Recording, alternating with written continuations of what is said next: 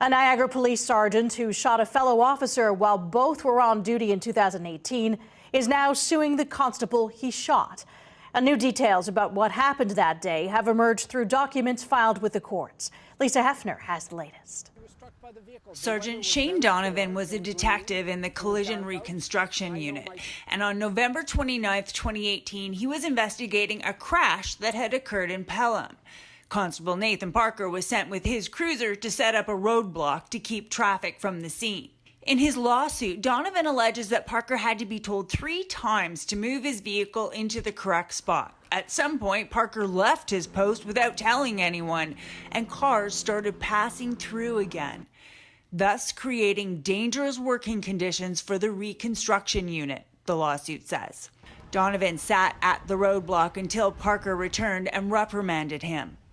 The defendant, Parker, responded in an aggressive fashion, cursing at the plaintiff, the lawsuit reads. When Parker was reminded who was in charge, he allegedly walked over and shoved Donovan with both hands. Donovan told him he was under arrest for assault, and the lawsuit says Parker started punching his superior officer, who was unable to retreat.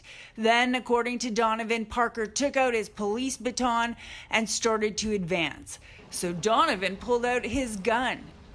At this point, the defendant, Parker, stated with intent of extreme malice and harm, "Oh, you want to do this," threw his baton and pulled out his service revolver.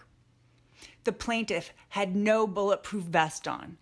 The plaintiff had a real fear for his life and believed if he did not stop the assault upon him, he would be killed. The $2 million lawsuit against the Niagara Police, the Police Services Board, and Constable Nathan Parker was filed at Superior Court here in St. Catharines on Monday.